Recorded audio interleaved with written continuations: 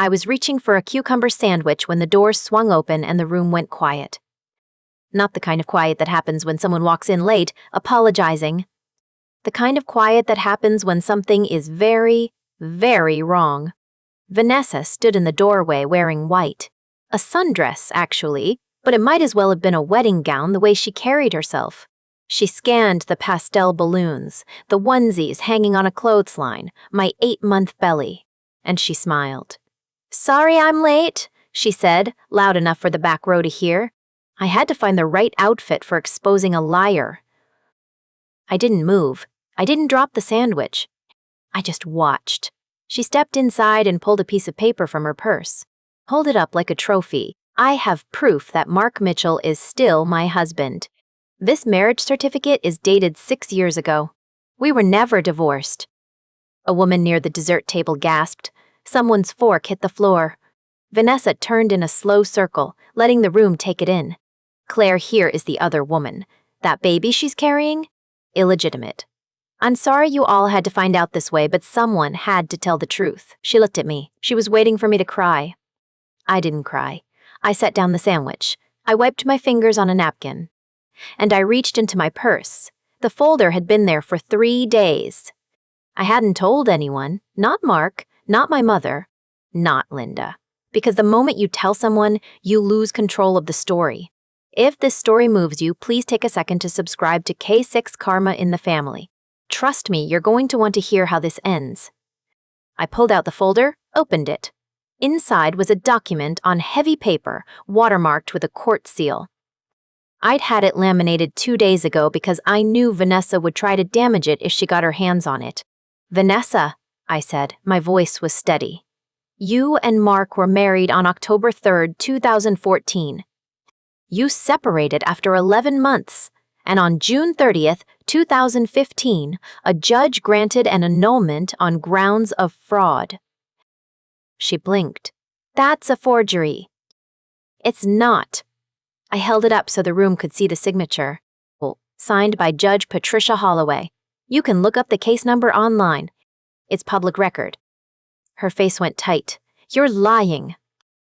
I reached into the folder again, pulled out the second document. "And this," I said, "is a restraining order I filed this morning.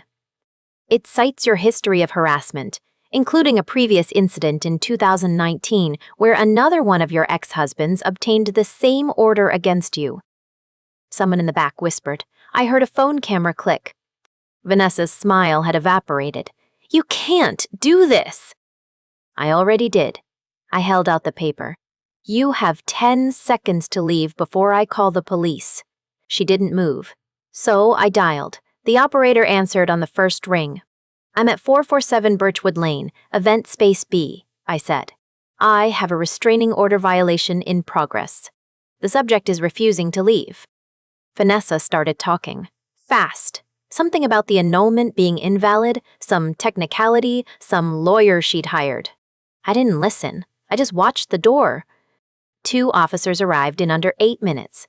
I know because I checked my watch. 2014 p.m. The older officer took the documents from my hand. He read the restraining order. He read the annulment. He looked at Vanessa. "Ma'am, you need to leave this property immediately."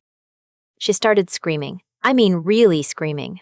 That her rights were being violated, that I was a homewrecker, that the annulment was fake. Her voice echoed off the rented walls and the pastel balloons. The younger officer put a hand on her arm. "You're being cited for violation of a protective order. That's a misdemeanor. If you resist, we can take you in." Vanessa looked at me. Pure venom. This isn't over. I didn't say anything. I just tilted my head and smiled. The same way I'd smiled when I watched the private investigator's report land in my inbox. The same way I'd smiled when the judge signed the restraining order that morning. They led her out past the cake table, past the onesie display, past the guests who were still holding their punch glasses and staring. Through the window, I watched her get put in the back of the patrol car. She was still shouting, red-faced, spit flying. I turned to my mother-in-law, Linda, who was standing frozen by the dessert table. "I think we're ready for the cake now," I said. And the strangest thing happened. People started laughing. Not mean laughter. Relief. The kind you breathe out when a storm passes and you realize your house is still standing. But as the patrol car pulled away, I saw Vanessa through the rear window. She was twisted around, facing me, still screaming words I couldn't hear. And I wondered what else I might have missed. I was 3 days away from what I thought would be the happiest afternoon of my pregnancy. June 10th, 2024. A Tuesday. I was sitting at my kitchen counter in bare feet, one hand on my laptop, the other resting on my belly. Lily was kicking, not hard, just letting me know she was there. I was scrolling through baby shower RSVPs when a new email notification popped up in my personal inbox. No name I recognized. The subject line was blank. I almost deleted it. Spam filters catch most of that anyway. But the preview showed an image attachment, and the sender address was just a jumble of letters and numbers. Something about it made me pause. I opened it. The image loaded slowly, line by line, first the border, then the seal at the top. A state crest. By the time the full picture resolved, my hand had gone cold on the mouse.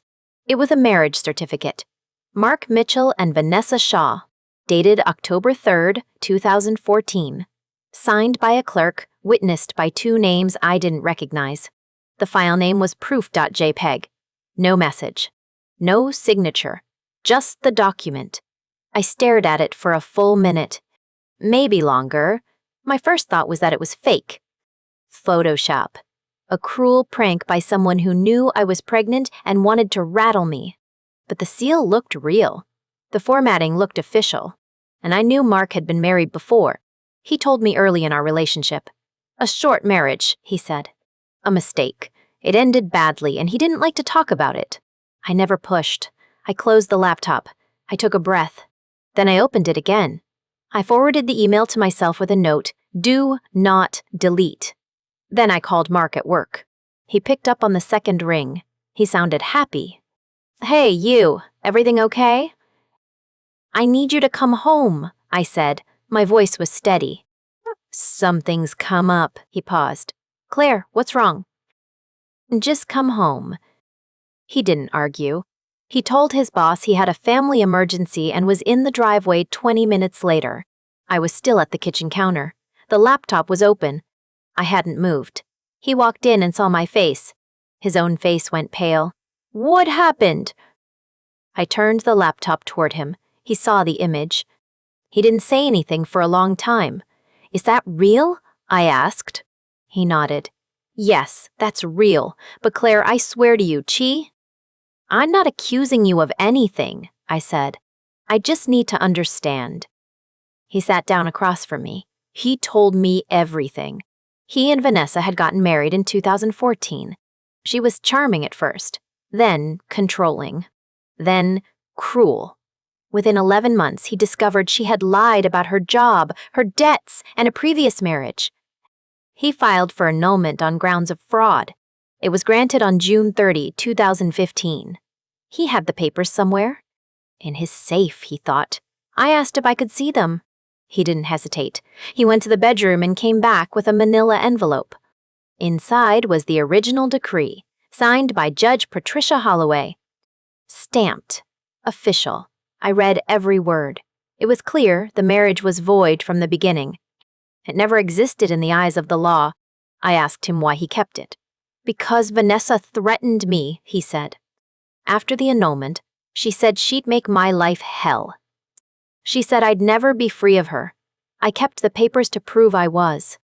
He looked at me with that earnest, worried expression he gets when he's afraid he's let me down. "I should have told you more details. I'm sorry. I didn't blame him. But I also didn't trust the situation. Someone had sent me that email. Someone wanted to hurt me, or hurt him, or both. And I needed to know who and why before that person showed up at my baby shower." I made a decision. I opened my laptop again. I searched for private investigators in Portland. I found one who specialized in background checks and fraud cases. I called her office and left a message explaining I needed a deep dive on a woman named Vanessa Shaw. I mentioned the marriage certificate and the annulment. She called back within an hour. We set a meeting for the next morning. Mark asked if he should come. I said no. I needed to do this alone. I didn't sleep well that night. Every time I closed my eyes, I saw that marriage certificate. I saw Vanessa's name. I didn't know her.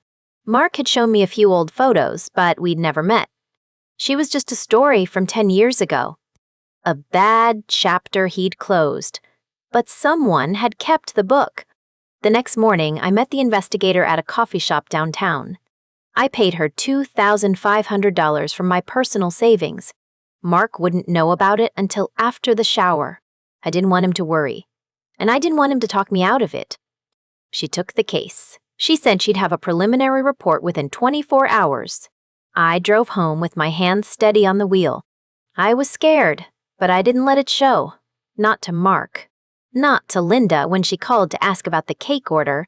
Oh, not to myself. I told myself I was just being cautious, preparing for the worst case that never comes. But the worst case was already coming, and I hadn't seen it yet. The investigator called me the next morning. I was at the kitchen counter, staring at my laptop. I hadn't slept well. Every time I closed my eyes, I saw that marriage certificate. June 10th, 2014. Mark and Vanessa. Signed, sealed, official. My phone buzzed at 8:14 a.m. I answered on the first ring. "I have something," the investigator said. Her name was Diane. She'd worked in Portland for 15 years, specialized in background checks and fraud cases. She sounded professional, but there was a note in her voice. Something she'd found. "I'm listening," I said. "Vanessa Shaw has a pattern." I set down my coffee. "Explain." "She's done this before. At least 2 other men that I've confirmed. She marries them fast, moves in fast. Then when things fall apart, she doesn't leave quietly. She files false claims, stalking accusations. One of them got a restraining order against her in 2019. I wrote it down on a scrap of paper. Restraining order. Oh, 19. Who was he? I asked. His name is Daniel Reyes. He lives in Bend. She married him in 2017. The marriage lasted 8 months. When he filed for divorce, she claimed he'd abused her. She filed 3 police reports. All of them were dismissed for lack of evidence. He got a restraining order, and she left town. I felt my jaw tighten. That was 5 years ago. She'd had plenty of time to find a new target. "Is there anything else?" I asked. "She lost her real estate license in Nevada in 2020. Fraud. She was forging client signatures on documents. The state board revoked her license. She moved to Oregon shortly after. I closed my eyes. Vanessa was a real estate agent now, working in Portland, selling houses to families like mine. She's clean here?" I asked. She passed the background check when she got her Oregon license. But I found the Nevada records. They're public, just buried. She didn't disclose the revocation on her Oregon application. You! That was illegal. I knew it without being told. "What do you recommend?" I asked. "File a restraining order. Preemptively. You have grounds. The anonymous email, the marriage certificate, the history. A judge will grant it." I looked at the calendar on my phone. June 11. The baby shower was in 2 days. "I need to do it tomorrow morning," I said. "I'll send you a draft. You'll need to go to the courthouse in person. Take the annulment decree and the email printout." I thanked her and hung up. I sat at the counter for a long time. The house was quiet. Mark had left for work at 7. I was alone with my thoughts and the growing weight in my chest. I called my attorney. I'd used her for the will after we found out about the baby. She specialized in family law. I explained the situation in as few words as possible. "Come in today," she said. "I'll have the paperwork ready by the morning." I drove to her office at noon. She had the restraining order drafted within 2 hours. I signed it. She said she'd file it first thing the next day. "You'll need to pick up the signed copy at the courthouse after the judge reviews it," she said. "Usually by 11 a.m., I nodded. I didn't tell Mark. I didn't tell Linda. I didn't tell anyone. I went home and made dinner like nothing had happened. Mark asked about my day. I said it was fine. I said I'd been resting. I slept poorly that night. The morning of June 13, I woke up at 6. I drove to the courthouse at 8. The judge had signed the restraining order. I picked up the certified copy at the clerk's office. I tucked it into my purse alongside the annulment decree. Laminated. Ready. I was walking to my car when my phone buzzed. A text from an unknown number. "See you soon." I stared at the screen. 3 words, no context. But I knew who sent it. I didn't respond. I got in my car and drove to the venue. I had 40 minutes until the guests arrived. I had a folder in my purse and a plan in my head. He was ready. The venue was a rented event space on Birchwood Lane. Pastel balloons floated near the ceiling. Centerpieces with tiny blue and pink flowers sat on every table. I had spent weeks planning this. Now I was spending the afternoon waiting for a woman to try to destroy my life. I smiled at every guest who approached. I thanked them for the gifts. I let them touch my belly and ask about names. Linda brought me a glass of water and stood close. "You look pale," she said. "Are you feeling okay?" I almost told her. The words were right there. But I swallowed them. "I'm fine," I said. "Just tired. The heat." She studied my face for a moment. Linda missed nothing. She had raised 3 boys and taught middle school for 30 years. She could spot a lie from across a room. But she didn't push. "Let me know if you need anything," she said and walked back to the dessert table. I checked my phone. 2003. The text had come in an hour ago. I had not responded. I had not told Mark. I had not told anyone. I glanced at the door. Still closed. More guests arrived. My cousin Beth. A woman from my prenatal yoga class. 2 of Mark's coworkers. They handed me gifts and hugged me and asked how I was feeling. I said the same things. "I'm good. The baby is kicking." We're so excited. All the while, my hand kept drifting to my purse. The folder sat inside it. 2 documents, a laminated annulment decree, and a freshly signed restraining order. I had spent 3 days building this response. 3 days of digging, of paying a private investigator, of sitting in a courthouse while a judge reviewed my statement. And I still did not know if it would be enough. At 2008, Linda walked toward me again. This time, she had her phone in her hand. "Claire, come look at this," she said. Mark sent a picture of the nursery. He finished painting. I followed her to the corner of the room. "Do?" She held up the phone. "Lily's room, soft lavender walls." A white crib in the corner. Mark had sent it with a caption that said, "Ready for her." I felt my chest tighten. I had 2 children in this fight. 1 unborn, 1 married to me.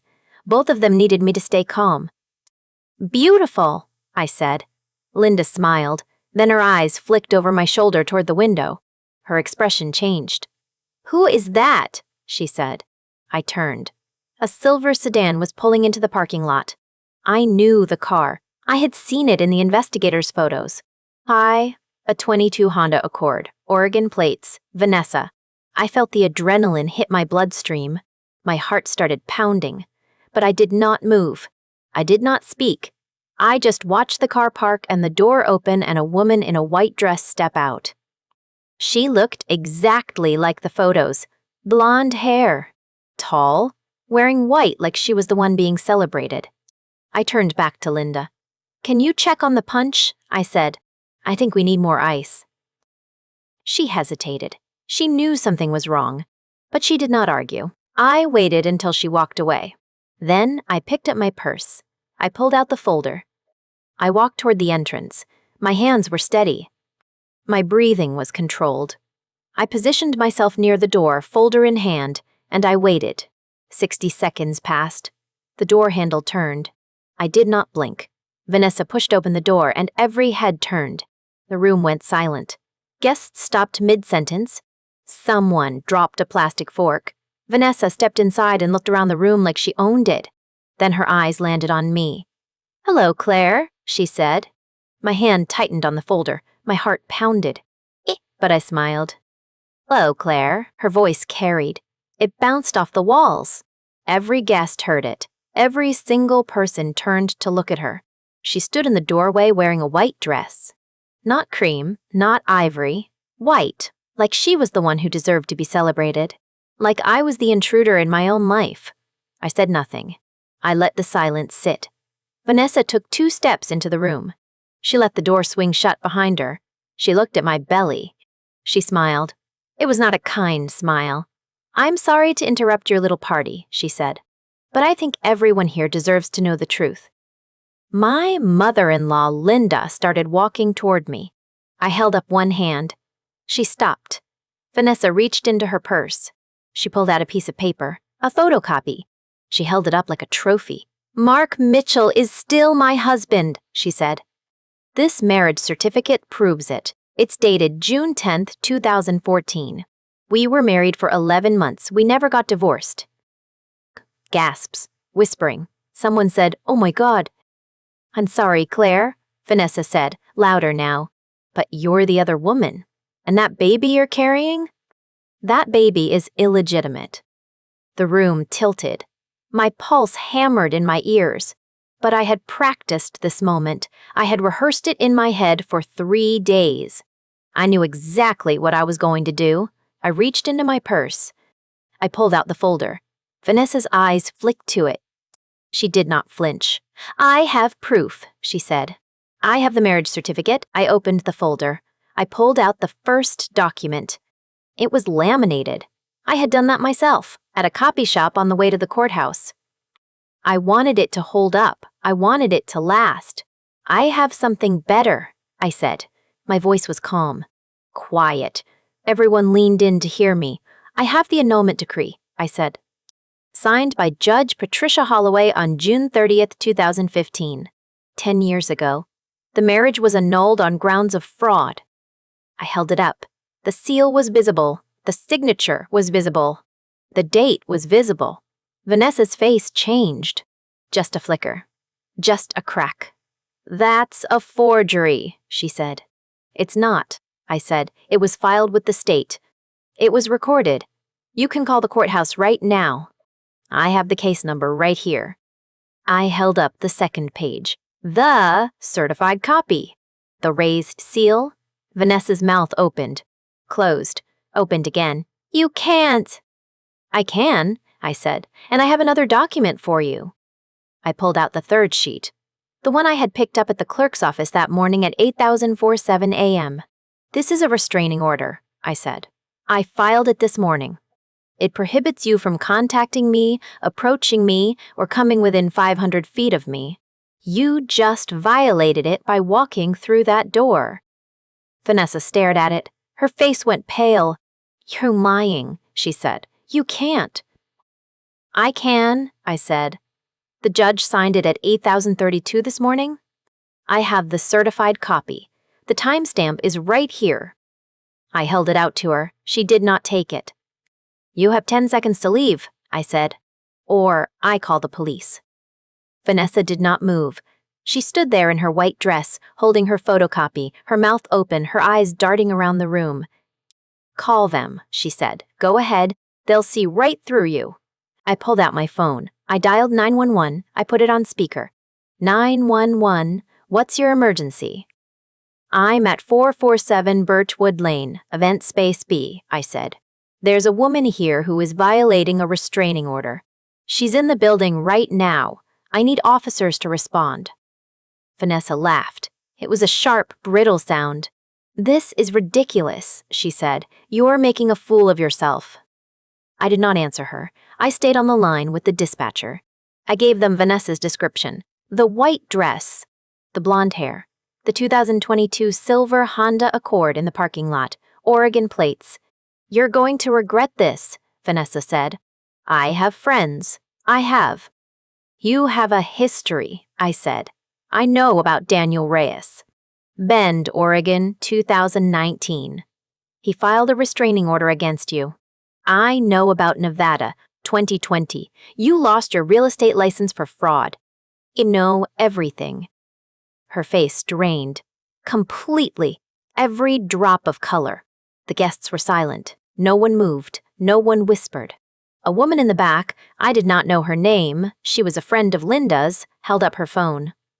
She was recording. Vanessa turned to look at her, then back at me. "You're destroying my life," she hissed.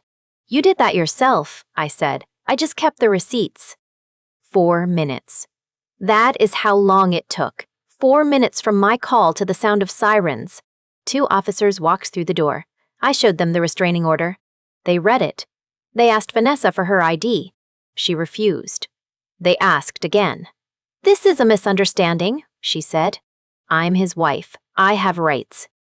You have a citation, one officer said. Ma'am, step outside. Vanessa did not step. She started talking. Louder. Faster. Her words blurred together. You can't do this, she said. That document is a forgery. She's lying. She's trying to steal my husband. I have proof. I have. Ma'am, step outside or I will place you under arrest. She looked at me. Pure hatred, pure desperation. This isn't over, she said. I said nothing. I did not need to. She grabbed her purse. She shoved past the officers. She walked out the door. One officer followed her. The other stayed. That's an active protective order, he said to me. She's going to be cited for violation. She'll have to appear in court. I nodded. You did the right thing, he said. Keep the order on you. He left. The door closed. The room was silent. 40 people stared at me. No one spoke. My hands were shaking, but my face was calm. I put the documents back in the folder. I closed it. I put it in my purse. Linda walked over. She put her hand on my arm. Claire, she said. Are you okay? I looked at the door where Vanessa had disappeared. I could still hear her shouting in the parking lot. I will be, I said, but in my head I was not thinking about Vanessa. I was thinking about the text I had gotten an hour before the party. See you soon. How had she known where I would be? How had she known what time? I pulled out my phone. I looked at the number again. Unknown. Unlisted. I stared at it. And I wondered if I had won the battle but not the war. The baby shower ended early. Most guests left within 20 minutes of Vanessa being led away. Linda helped pack the gifts into my car. She kept glancing at me like I might shatter. I did not shatter. I was too focused on what came next. Mark drove us home in silence. He kept reaching for my hand at red lights.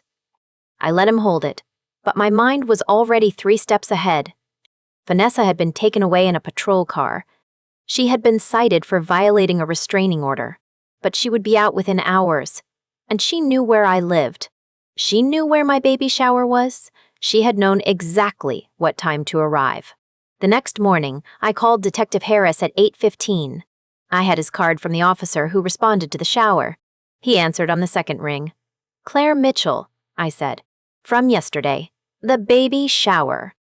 I remember, he said. His voice was flat, professional.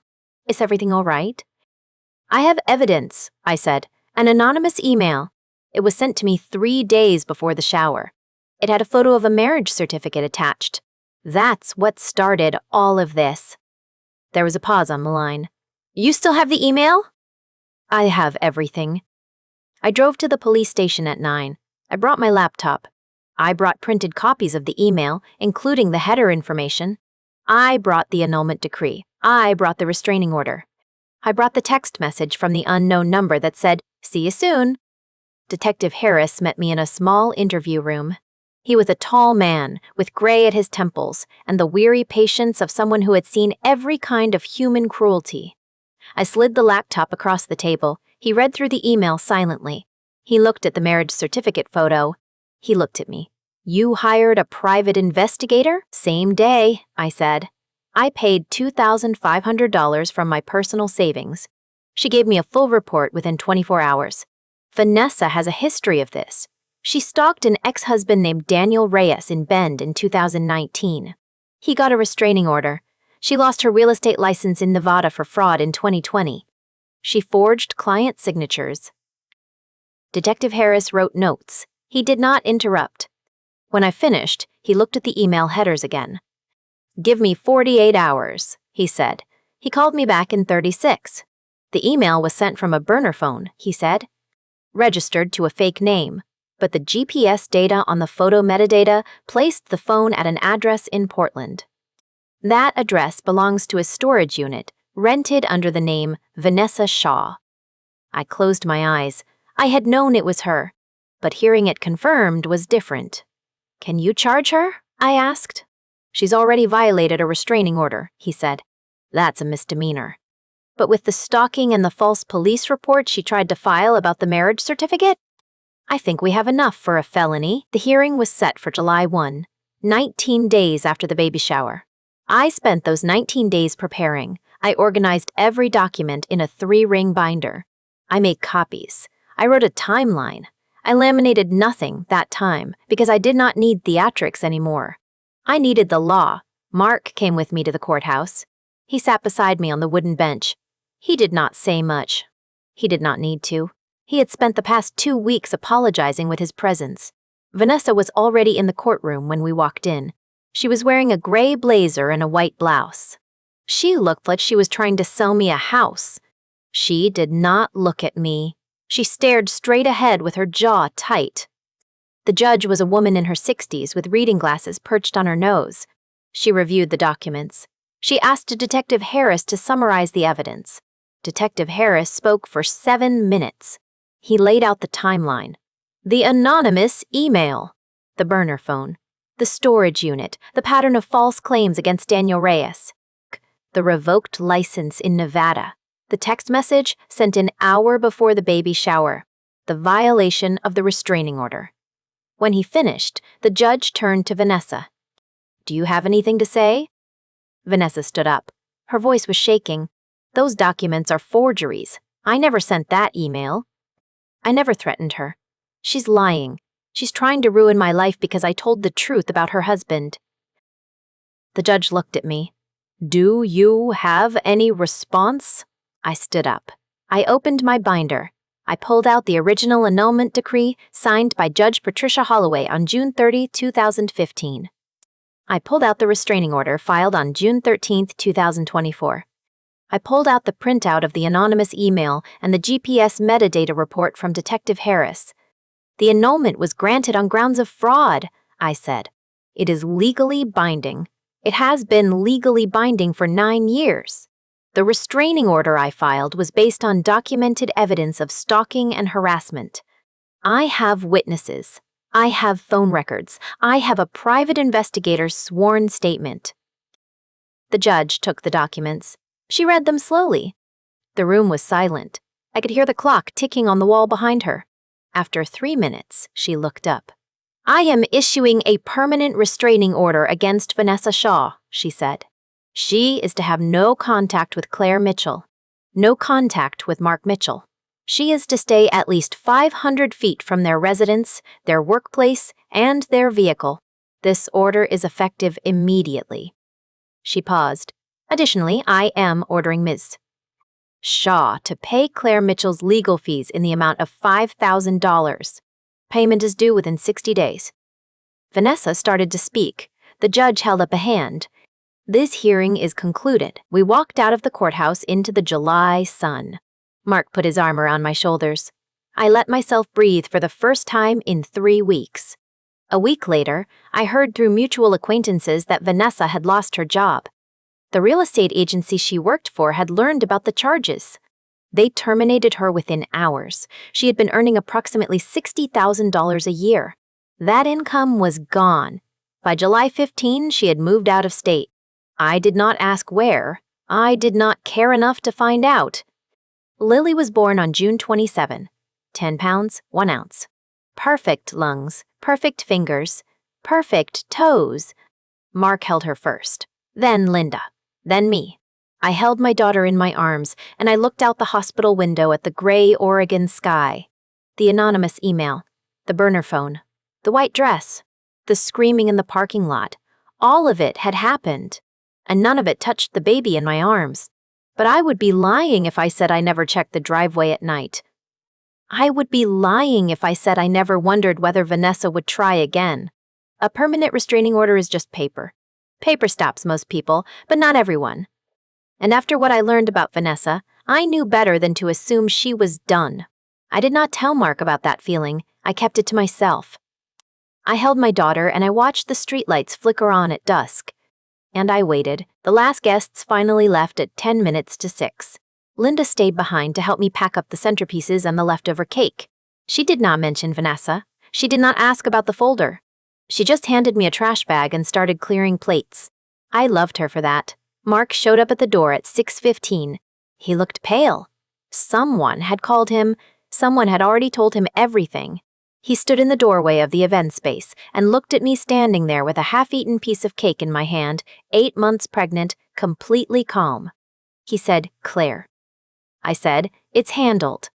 He did not ask what I meant. He just walked over and put his arms around me. The baby kicked hard against his chest. I felt him exhale. The next morning, I called Detective Harris at 8:15. I drove to the police station at 9 o'clock.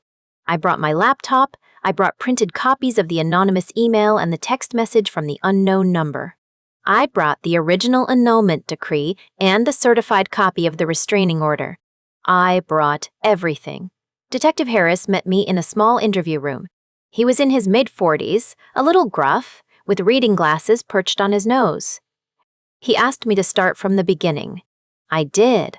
I told him about the email, the private investigator, Vanessa's history with Daniel Reyes out in Bend, the lost real estate license in Nevada, the marriage certificate, the annulment, the text message, the white dress, all of it. He listened without interrupting. When I finished, he looked at the email header information and said, "This will take about 48 hours. It took 36. He called me back on a Friday afternoon. I was sitting on the couch with my laptop open, looking at baby cribs. The phone buzzed, and I saw his name on the screen. He said, "We traced the email. It was sent from a burner phone. The GPS data on the photo metadata placed the phone at a storage unit on Northeast Sandy Boulevard in Portland. The unit is registered to Vanessa Shaw." I said nothing.